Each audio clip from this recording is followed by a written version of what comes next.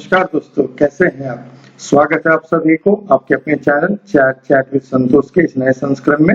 मैं संतोष दुबे आज चर्चा करूंगा प्राज इंडस्ट्री के बारे में।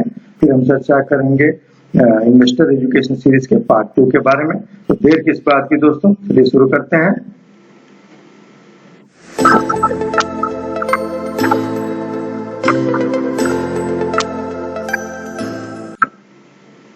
दोस्तों, आज हम जिस कंपनी के बारे में चर्चा कर रहे हैं उसका नाम है प्राज इंडस्ट्रीज।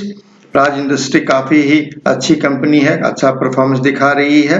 अगर हम कंपनी का विशेषताओं की बात करें कंपनी का, तो कंपनी आप देखेंगे दोस्तों कि ये कंपनी ऑलमोस्ट डेट फ्री हो चुकी है। डेट फ्री कंपनी है। कंपनी ने पिछले 5 सालों से 27% के एक एवरेज सीआर में ग्रोथ दिखाया है और कंपनी हमेशा 56.8% का एक हेल्दी डिविडेंड पे आउट भी देते रही है। सबसे बड़ी बात विशेषता यह है इस कंपनी के बारे में जो मुझे काफी पसंद है कि जिस स्पेस में ये वर्कआउट कर रही है, आने वाला समय में काफी ग्रोथ ओरिएंटेड सेक्टर है और यहाँ पे काफी इसका ग्रोथ पोटेंशियल इससे बढ़ जाता है। तो आप भी इसको ट्रैक कीजिए दोस्तों। मुझे काफी पसंद है कंपनी, मुझे काफी फ्यूचरिस्टिक कंपनी लग रही है। आने वाले समय में एक बहुत बड़ी कंपनी होने का दमखम रखती है। चलिए आगे चर्चा करते हैं इसके फाइनेंशियल के बारे में। तो दोस्तों आप ऑब्जर्व करेंगे कि सेल्स का फिगर 2019 में 1598 करोड़ था, जो 2022 में बढ़ के 2013 करोड़ हो गया। नेट प्रॉफिट 169 से बढ़ के 2022 आते आते 295 करोड़ के आसपास है। अगर हम स्टॉक प्राइस CAGR ROC की बात करें 10 साल का, 5 साल और 3 साल का, 1 साल का स्पेस में, तो CAGR का ग्रोथ जो है ऑलमोस्ट इस कंपनी का 30% से 36% का, और एवरेज हम निकालेंगे 30-40% का, आपको यहाँ पे भी CAGR नजर आ जाएगा। और ROC तो कमाल का है दोस्तों। और कोई कंपनी का 23% 20% का लगातार पिछले 10 साल से ROC दे रही है, तो कंपनी काफी फ्यूचरिस्टिक और काफी हेल्दी कंपनी मानी जाएगी। कंपाउंड सेल्स ग्रोथ की बात करेंगे, अच्छा खासा इसने मेंटेन 10% का इसने ग्रोथ रेट मेंटेन किया हुआ है। और इस साल का अगर हम बात करें अभी तक का, तो ये 2022 तक का 20% के आसपास है। दोस्तों आगे बढ़ने के पहले चलिए इस पे चार्ट पे चर्चा कर। दोस्तों ये रहा प्राज इंडस्ट्री का वीकली फ्रेम का चार्ट। यहाँ पे दोस्तों अगर आप ऑब्जर्व करेंगे कि ये कंपनी का जो चार्ट मूवमेंट 2017 से लेके और 2021 के बीच में 4 साल का एक इस रेंज का कंसोलिडेशन रहा है। इसी रेंज में ये कंपनी ऑपरेट की है। फिर इसने आसपास 29 मार्च 2021 के आसपास में एक बहुत अच्छा अपमूव दिखाया, बहुत अच्छे वॉल्यूम्स के साथ में। और उसके बाद में कंपनी यहाँ से लेके मई से लेके और अभी तक में इस रेंज में कंसोलिडेट कर रही है। सबसे विशेष बात है दोस्तों कि इस रेंज के कंसोलिडेशन का ब्रेकअप कंपनी ने आसपास 3 अक्टूबर को दिया है और वो इसने एक सिमेट्रिकल ट्रायंगल पैटर्न का ब्रेकआउट दिया है, काफी अच्छा वॉल्यूम्स के साथ में भी। और उस समय से कंपनी इसी रेंज में कंसोलिडेट कर रही है। ये वॉल्यूम्स का जो जमाव आप यहाँ से देख रहे थे, कंपनी में काफी लोग इंटरेस्टेड है। इसके बाद में अगर हम टेंटेटिव टारगेट का बात करें कि यहाँ से क्या रेंज निकल के आता है, अगर फिबोनाची मदद हम लें तो आप देखेंगे कि ये कुछ टेंटेटिव टारगेट कुछ हमें इस तरह नजर आएगा। अगर इसको मार्क करें तो ये 550 का 525 का जो लेवल आपको दिख रहा है, ये पहला यहाँ लेवल है। दूसरा लेवल आप यहाँ पे मार्क कर सकते हैं और तीसरा लेवल अगर लंबे समय के निवेशक हैं तो आपको ये बहुत जल्दी ही आपको ये भी देखने को मिल सकता है। अगर हम इसको ऑब्जर्वेटिव टर्म में अगर रिटर्न के रूप में बात करें तो 24% के आसपास में आपको पहला टारगेट मिल सकता है और 34% के आसपास में आपको दूसरा टारगेट देखने को मिल सकता है। दोस्तों मेरा निवेदन है इस कंपनी को ट्रैक कीजिए, अपने रडार में रखिए, पोर्टफोलियो का हिस्सा बना कर रखिए। ये कंपनी मुझे काफी पसंद है और काफी दिन से मैं ट्रैक कर रहा हूँ इस कंपनी को, मुझे बहुत ही पसंद है ये कंपनी। चलिए दोस्तों आगे बात कर लेते हैं इसका टेंटेटिव टारगेट के ऊपर में। दोस्तों अगर हम शॉर्ट टर्म का टारगेट की बात करें तो कंपनी 24% के आसपास अपमूव और 550 का लेवल देखने को मिल सकता है इस कंपनी में। लॉन्ग टर्म की बात करें तो अबाउट 34% और 600 के लेवल हमको बहुत जल्दी देखने को मिल सकता है। तो दोस्तों ये रहा एक बेहतरीन चार्ट और बेहतरीन कंपनी, और इसे फॉलो कीजिए और मुझे कमेंट में लिखिए कि आपको कैसा पसंद आया।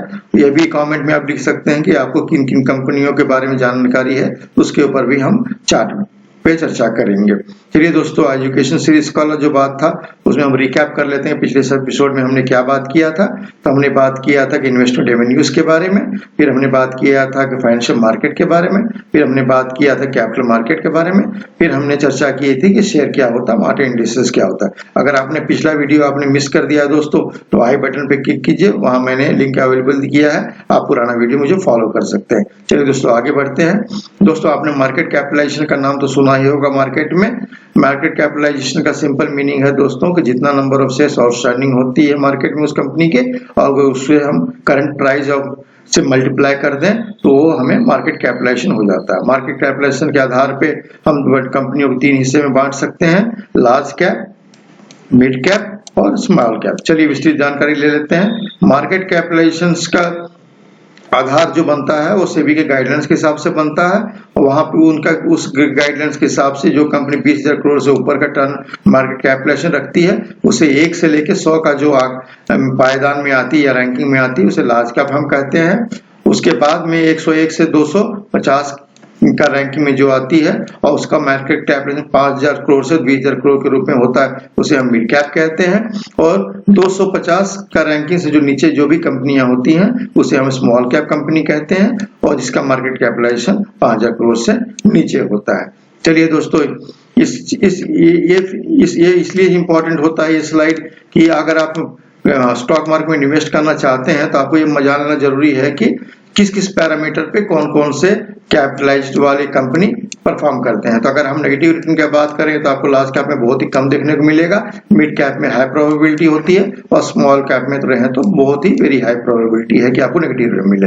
एक्सेप्शनली हाई रिटर्न की अगर हम बात करें तो अब लार्ज कैप में आपको लो है, मिड कैप में हाई और स्मॉल कैप में हाई ग्रोथ रेट आपको देखने को मिल सकता है। लिक्विडिटी के मामले में लार्ज कैप हमेशा बहुत ही बढ़िया प्रदर्शन दिखाती है, मिड कैप उसके थोड़ा सा नीचे रहती है, और लेकिन लोग स्मॉल कैप में आपको लो ही लिक्विडिटी दिखाई देगा। इंफॉर्मेशन की बात करें तो कंपनी का इंफॉर्मेशन काफी लार्ज कैप में बहुत बढ़िया होता है, उसके बाद में आपका मिड कैप का इंफॉर्मेशन आपको अच्छा लगेगा, उसके बाद में स्मॉल कैप में अगर देखा जाए तो ये पूर का कैटेगरी में ही बिलोंग करता है, क्योंकि कंपनी स्मॉल होती है जिसके बारे में इंफॉर्मेशन ज्यादातर अवेलेबिलिटी नहीं होता है या इसके बारे में एनालिस्ट के ऊपर ध्यान ज्यादा नहीं रहता है।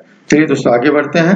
कुछ एग्जाम्पल के द्वारा आप समझ जाइए कि लार्ज कैप किन किन कंपनियों को कहते हैं, मिड कैप कौन कौन से कंपनी आते हैं, और स्मॉल कैप कौन कौन कंपनी आते हैं। ये केवल कुछ एग्जाम्पल है, आगे आप बहुत सारे मेरे आगे वीडियो में भी आप रिक्वेस्ट डालेंगे तो मैं एग्जॉस्टिव लिस्ट भी आपको दे दूंगा। चलिए दोस्तों आगे बढ़ते हैं। मार्केट इंडेक्स के बारे में बात हैं। पिछले बार भी हमने बात किया था कि मार्केट इंडेक्स एक बैरोमीटर होता है इकोनॉमी का, एनालिस्ट के लिए काफी बढ़िया सपोर्ट सिस्टम होता है जिससे वो मार्केट ट्रैक करते हैं। तो आगे बढ़ते हैं।